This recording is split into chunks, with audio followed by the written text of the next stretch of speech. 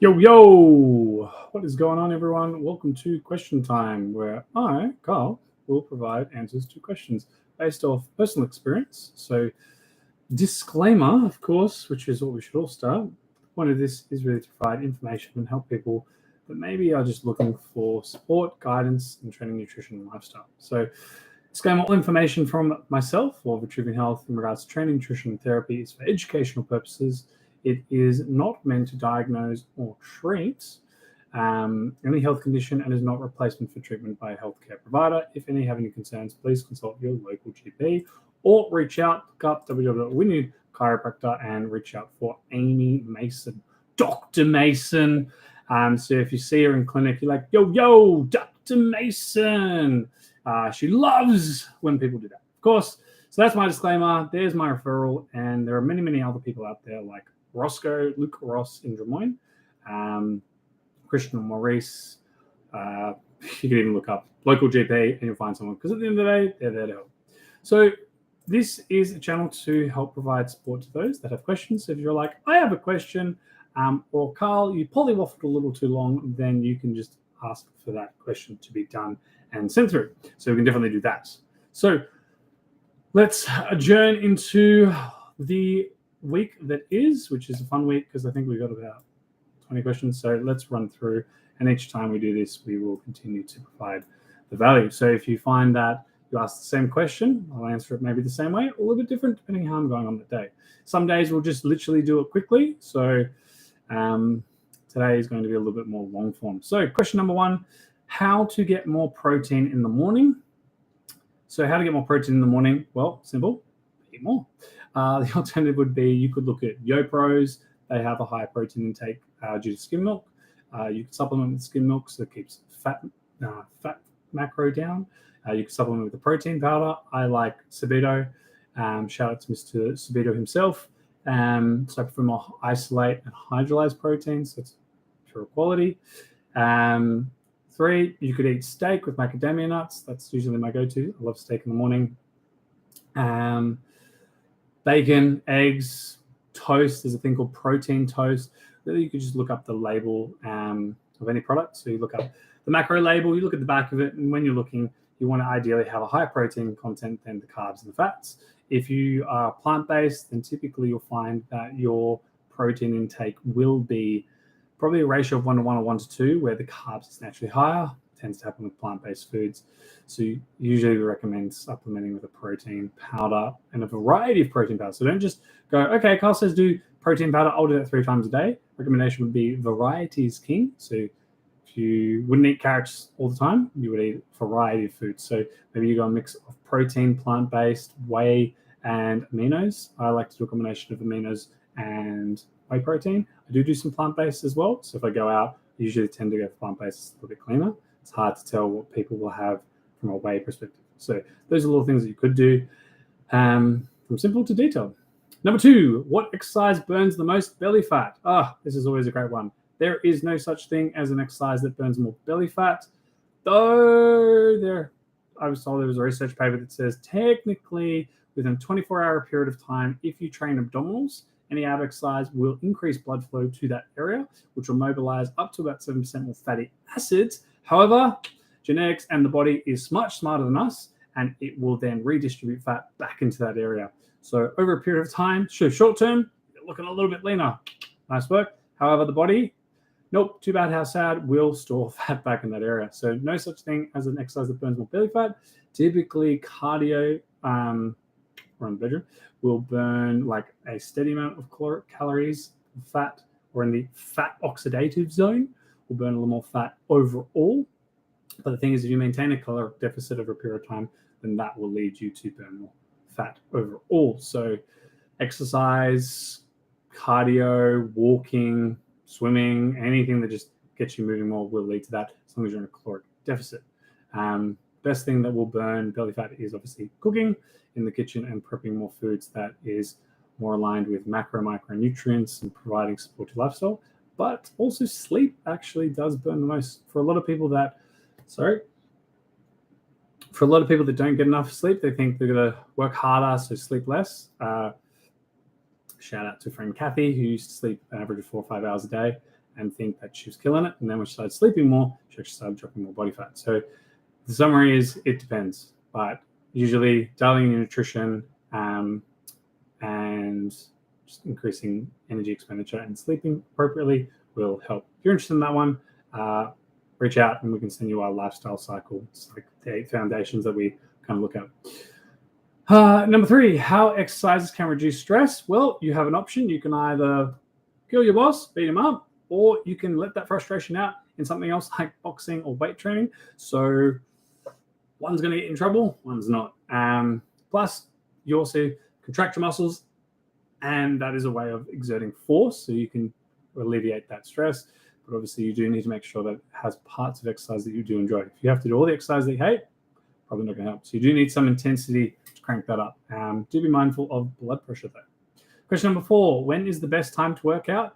This is a fun one because cortisol peaks when you wake up, and between like time 12 till 4, depending on the type of person, because you have some people that are nomads, so they wake up typically between the times of 7 and 8. You've got owls, which wake up 9, 10 a.m., and then you've got larks, they're a little bit with a little further in between, and their early rise is like 5 a.m. So everyone's peak cortisol time. So usually for myself, well, I think more nomads where people peak, but for myself, I know really good around up to the 1 o'clock point, and then it starts to drop and taper off. So that would probably be the ideal time when cortisol at its highest to train.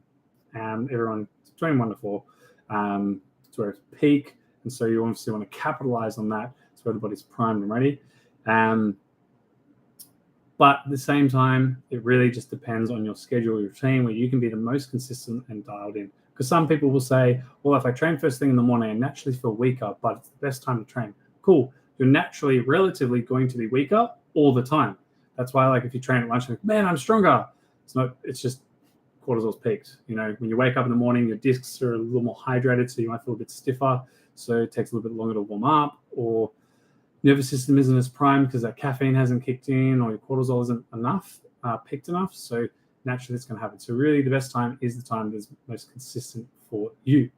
Question number 5, how to avoid cravings. Don't eat sweet things. Don't sit in a caloric deficit too long. You can implement refeed times. You might be finding that you have a higher stress at a period of time. So the thing is to prompt that before. So if you know you can have a busy day, like myself, I'm going to be back to back from 4 till 9. So I'm actually going to have a bigger meal now. So I've got more nutrients in the tank to last me that period of time. Keeping hydrated is also something that will definitely help. Next question, what meal plan is the best? The one that works for you. The one that's easy to follow and dial in. But also, question to add to that is, what habits should you put in place to create the most successful plan for you? Eating at the same time consistently, give or take 30 minutes, adequate hydration and general movement, and a variety of foods. If a variety of foods is you eating the same thing for meal 1, 2, 3, 4, cool. Maybe every week change it up a little bit. For example, cook a batch of chicken this week, and then next week cook a batch of beef. So, and then the next week go tempeh. So variety for that one. Next one, how can I set fitness goals for myself and track my progress? Start. Number 1, start. Number 2, be realistic. A lot of the times, like before I had a call with a lady, she has been trying to be working on health and fitness the last 7 years, and it's like, I can't do it. It's like, well, why is that? Well, it's because she focused on her career for the last 6 years. She finally got to the point in the position of a job that she wants, and she's happy with it. Great. Now you work out what the schedule is here. So if it's 9 to 5, cool. Start to work in health and wellbeing on either side to support you and your fitness goal. I like to use the one of, what is the one thing I can do for myself, health and wellbeing, and then what is one thing that I can do for my future self. So obviously, what's obvious for me, doing a 30-minute walk with the missus, getting the cogs turning in the head, planning, systemizing, strategizing, what's the main thing to help me move forward with the business or career. That's for my future self. And then what I want to do for myself, which is to train for the next 2 hours. So then at least the first 2.5 hours is done for myself and future self. So then the rest is just cream on top. And how to track. creating a few questions for yourself. One is reflecting, like how did I go today? Could I make any improvements? If the answer is yes, make one little change next day. You could do progress photos, looking at front, side, and back, and then you just take them every week and you just have a quick look. And last one is kind of the industry that I'm in, is hire a fitness professional. Hire someone who can hold you accountable to those goals, and maybe even ask them. So the typical questions we would ask is, how's your training performance? How's your recovery? How are you sleeping? How's your stress? How's your nutrition been? Are there any deviations, cravings occurring? Might be an indication for a refeed. Sex drive, libido. So typically if yours is here, and if you notice it tanks real quickly, it could be an indication that maybe you're overtraining, or whatever you've implemented isn't working, like eating chocolate cake.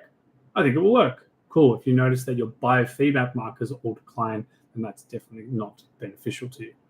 What are some good ways to incorporate more physical activity into my daily routine? You can walk more, you could have more sex, you could go horse riding, pick up an activity, going out with friends, paintball, laser skirmish,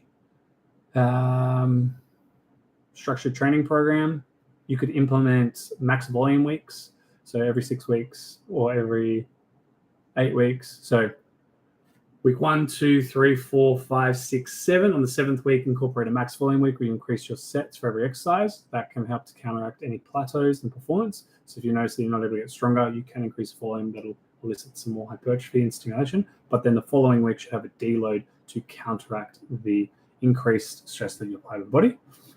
Sometimes you don't need to incorporate more. Sometimes you just incorporate less. How can I stay hydrated during my workouts? There you go. You could set a timer. Every 30 minutes have a break. You could utilize, a lot of people talk about BCAAs, but they forget about EAs and electrolytes, so things that keep you hydrated through the workout as well. Also, especially for the people that train in the morning, so looking at something that can hydrate you, like good amount of water. So like I do half a lemon. I blend all the lemons and then I have a jar and I get a little bit of that. Teaspoon of Celtic sea salt. Look up www.trueceltic.com. It's a product that I use, like it. And then I have about 750 mils. This is 1.2, so I fill this whole thing because 750 to me and Kate has the other half, well, 1/3. And then polish that off, and that's what we use to get hydrated. So getting water in, because for the last 8 hours, I've just been like, yep, that's exactly what I look like when I go to sleep and snore. Sometimes I do, sometimes I don't. So those are things that you can do to hydrate. So electrolytes, sipping on water through the workout. Preferably not cold, room temperature is best. Moving on to the next one. What are some good healthy snacks to eat before and after a workout? People like to use fruit. I recommend just eating 90 minutes before a workout. Post-workouts, you can use, like my favorite one was rice, blueberries, maple syrup with a bit of egg whites. A lot of people believe in the 30-minute window. So when you're almost anabolic, let's have a protein shake. Snacks-wise, you're not going to die if you don't eat for the next hour. Again, it comes down to your schedule. But if you're looking for good pre-workout meals, things that are light, typically like white rice, tends to absorb a little bit better, and then something more wholesome. So if you're in a fat loss phase, you're going to want to lose more complex carbohydrates, pumpkins, yams, potatoes, black rice. But then as you get leaner, dialing up body comp, then you want to want a more simple carbohydrates. So some people will do cereal. So it depends on the phase that you're in, but finding the foods that work for you. So typically I tend to think more fruits, berries, pre-workout, and then more the complex types of fruits, or just a little bit starchier, like bananas. Cool. How can I make sure I'm not overtraining or risking injury? I personally don't believe there is such thing as overtraining. People say there is. I believe that you're under-recovering. Human body is a completely remarkable thing. It can take a beating, and if you look at a lot of people, they just punish their bodies. So a lot of people are like, I'm overtraining. I don't think you're training hard enough. I think you're just under-recovered or super stressed and overwhelmed, and it's leading you to have poor sleep and that your body can't recover from it. So you are overtrained. I think there's like 2 cases in ultra marathons where people have been overtrained and they're dead. So yeah, you're still alive. Hard to think you're overtraining. I just think you're not covered. And this is what leads to that risk of injury. So it's really managing performance and injury prevention. So it's always a big thing. So if you are feeling like you're overtraining, you probably thing that you need to probably do is alternate your program with some unilateral work. 2, reach out to an exercise professional, someone who can do a assessment screening on you, so they can look at orthopedic profiles. So they can look. So for example, if you can't lift your arms overhead and you got to force yourself to lift overhead, then you're in a compromised position. So you should obviously be working on improving that orthopedic profile, working that thoracic extension, and just having someone just have a second look at it. And just, being honest with yourself. Like, am I pushing too hard? Should I back it off a bit? Am I progressing at a 1% rule? Or am I walking into the gym and having that ego going, yeah, we can do more? And then you're feeling, this doesn't feel right. Usually that internal voice is the voice of reason that we need to listen to. How fitness, health, and wellness are interrelated. They're not. I believe, fitness is the ability to move without pain, health is the absence of disease, and kind of wellness is the holistic approach to both of them. But really, they're all 3 different variations. People classify them as one as the same, but I would ask you personally, what is your definition of fitness? What is the definition of health? And then wellness. And that kind of, if you drew a circle here, here, and here, they compass together and kind of like you were in the middle. So they all have their own relative meaning. And so it's like, what do you deem them to be? So, yeah. But they're interrelated in the sense that it's like all about that holistic approach. So you're looking at your lifestyle, your stress, put your career in there. Everything just comes under one umbrella, and you're looking at how can they coexist. And really the goal is to be better. Now that could be put a centimeter in an arm. You're like, my arms are bigger, therefore I believe I'm better. It's your own perception. If you're like, my glutes are bigger, or I want my glutes to be smaller. So then that is you being that high performer, always asking yourself, how can I make those improvements? And those are kind of the benchmarks that align it all together. What fitness component is walking? I would classify it as NEAT, net energy activity thermogenesis. So it's just what gets your body increasing its caloric output, a little bit more burning of calories or energy expenditure from day to day. So, and the cool thing about this is the body's pretty adaptable. So if you go from 10,000 to 15,000, it's hard at the beginning, but then the body will adapt. So it just becomes a standard part of its life. How fitness improves mental health? Well, fitness is the ability to move without pain. So if you're not in pain, then you're feeling pretty good. Everyone knows when you're in pain, it sucks. So you want to get out of that as quickly as you can, and it will definitely help give you a stronger mental mindset. So you can focus on the things you want to do rather than the injury at hand. How fitness impacts learning? Well, it increases blood flow. Blood flow goes to the brain and actually gives a lot of people focus. It's also a good way to break up the day. So for a lot of people that train at lunchtimes, instead of doing an 8 to 10 hour day, breaks up the middle of the day. So you can really dial in and focus for 4 hours and then another 4 hours. So you're literally giving yourself breaks in between. Can I work out every day? You can. Most people, no. You get sore, beaten up, and you're like, oh man, this is hard. So giving people a day to recover just allows them to mentally recover so they can actually push that a little bit harder. So I don't believe people personally should train 7 days a week. I don't think they're strong enough mentally for it. Plus, it's hard training sore. If you train 7 days a week, you train 365 days a year. That's a lot of time. But if you go, I train 6 days on and I get 1 day off, you're like, if you're training hard and that 4th day is like punishing you, you only got 2 more days. So you can tend to be like, yeah, I can push, I can last, I can do that. So pros and cons, you definitely can. Though I think it has a benefit to have a day off, a rest day. But can you be active and move and do things that uses your body that's not in a gym setting? 100%, 7 days a week. Should all move. But I do like fat cat Sundays. So,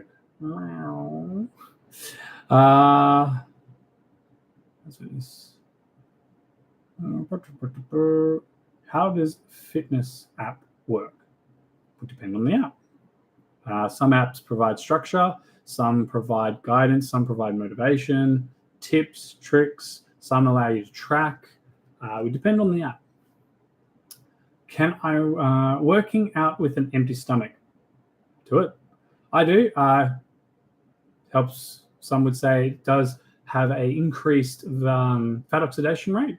But again, the body's smart, so it'll just put it back on. It just depends on how you feel personally when you train. Do you like to have food in your gut, or do you like to be like I prefer to have aminos. That helps, I find, with recovery and hydration.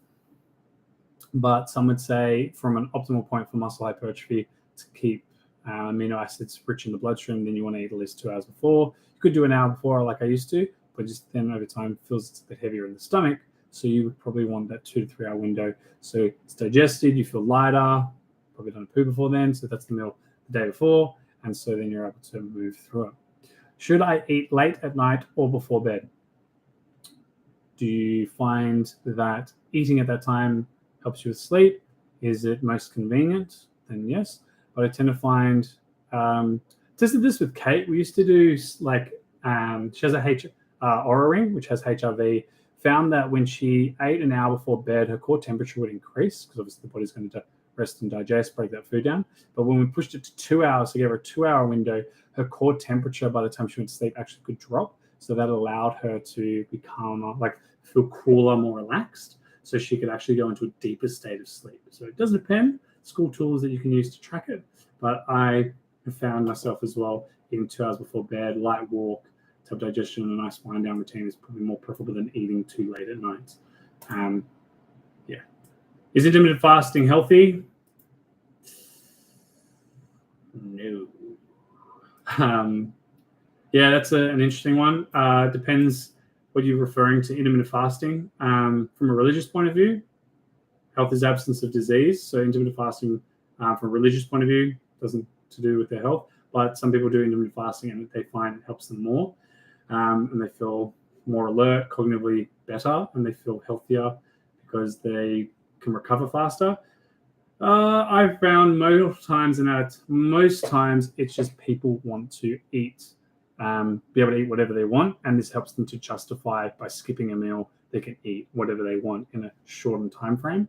That's not healthy because you're not really teaching yourself control, but it is to its own for everyone to decide. Can I eat carbs and still lose fat? As long as you're in a calorie deficit, you definitely can. What workout should I do to achieve an hourglass body? Ooh, that's a good question because it depends on your technically genetic potential, how quick you get there.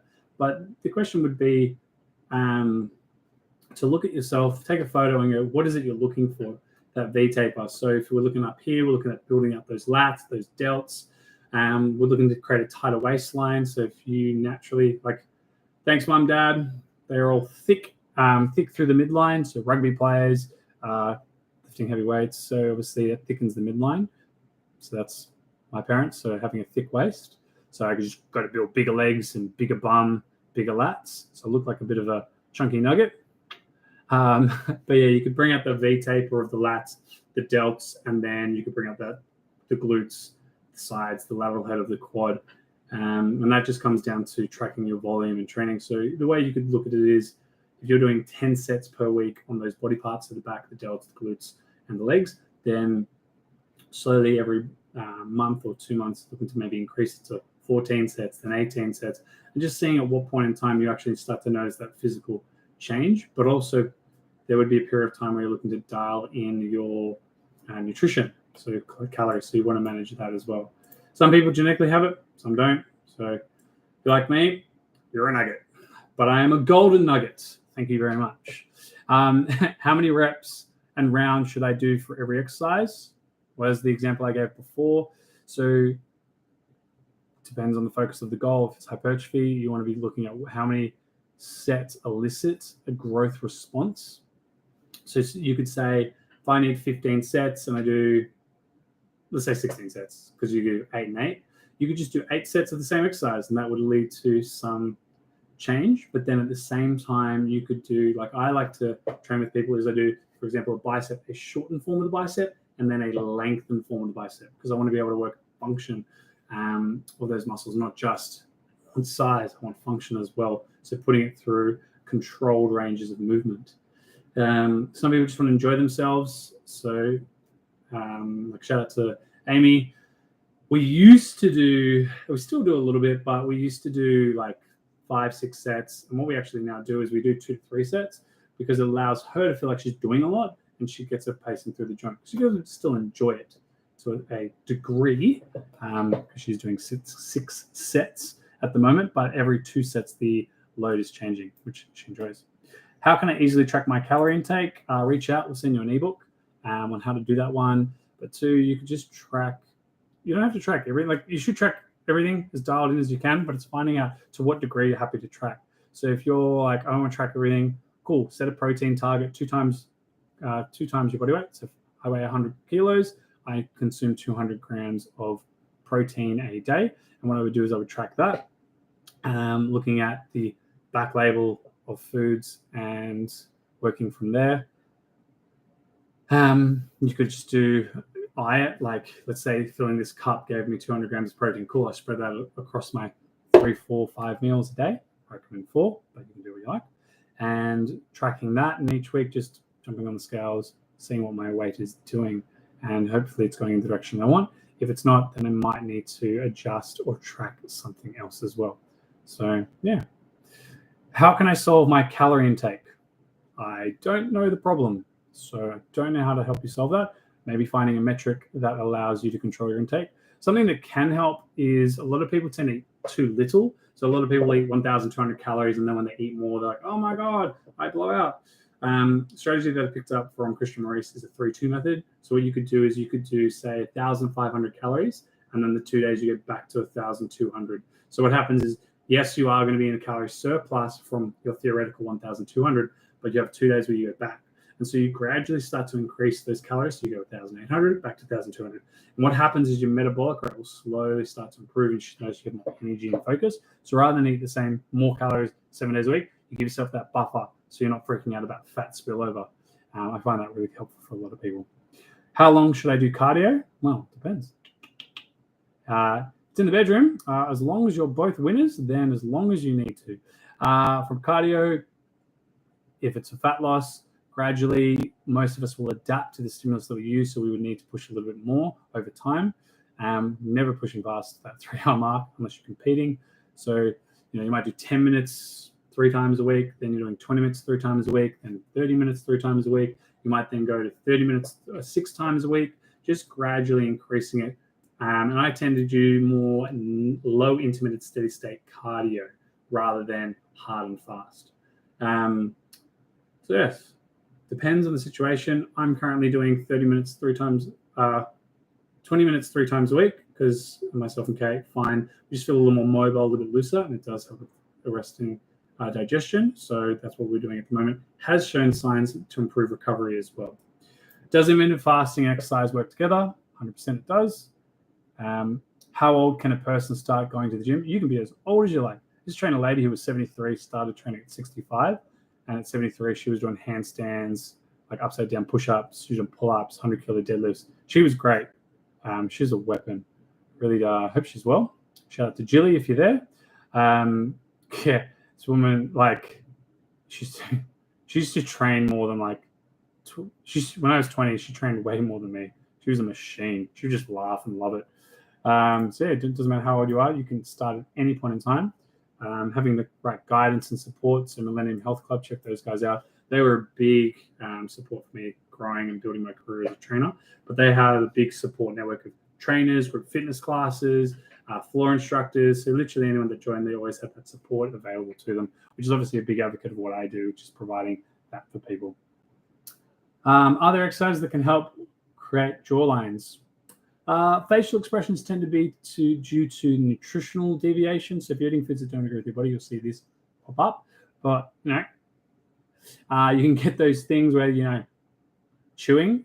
They show there's an ad where you can just put a thing in your mouth and it looks like a dick and you can just chew on that.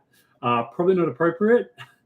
Honestly, I just say lift heavy, eat well, slightly in a caloric deficit, and over time start to drop some body fat in that midline and find foods that agree with you, and you'll see that jawline come through, but also just genetics. Some people will have this one because they breathe more through their mouth.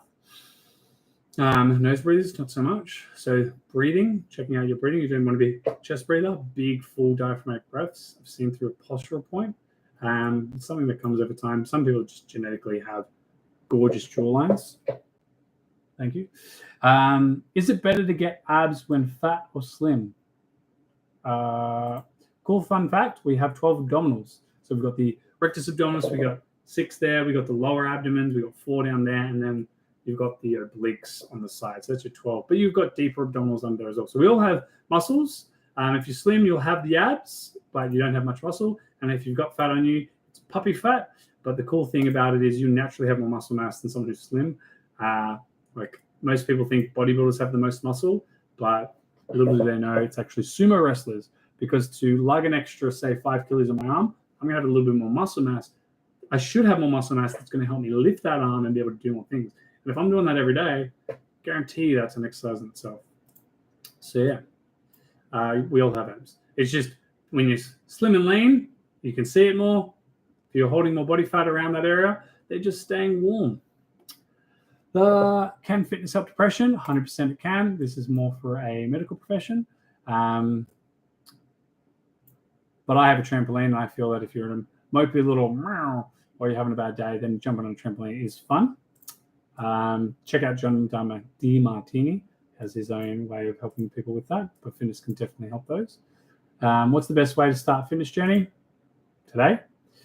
Yeah, it's a mixed one. So you could just start, go to gym, ask around. 2, hire a personal trainer. Someone's going to help you out. So you can start on your own, hire a personal trainer. 3, find a buddy, train together. My only thing to say to people is whether you start with a trainer or a friend or you're on your own, take your time. Don't be hard on yourself. Things take time. I've worked with a lady for the last 8 weeks, and she was pretty annoyed that her upper body was as strong as her lower body. I was like, that's pretty cool. But sometimes we expect things to be better than others. Everyone's different. If you practice pull-ups 3 times a week and only squats once a week, well, you're probably going to get better at pull-ups faster than you would squats. Though you can lift more with a squat, it's all that relative there. How long will it take to reach a goal weight? Well, a healthy fat loss is about 0.25 to 0.5% of your body weight. So if you weigh 100 kilos, you could probably lose 250 to 500 grams per week. So whatever your ideal goal is, calculate from there. If you want help, I can send you a calculator. It's literally a cheat sheet, and you can literally use that. When is the best time to work out? I mentioned it before, but the time that works best for you, that you can regularly do on a regular basis and be consistent doing so. Is it safe to work out even with high blood pressure? That depends on the exercises. So you shouldn't be looking at bracing, Valsalva breathing, or like max loads. You should be building your cardiovascular system and probably working on 12 to 15 rep ranges just to get that blood flowing, get that body moving, and working on your nutrition and lifestyle to decrease the stress that has brought your blood pressure up and dropping body fat if you have it up, or decrease the stress. So that's all the questions for today. Hope you enjoyed, and until next time, adios amigos, or as some would say, enjoy.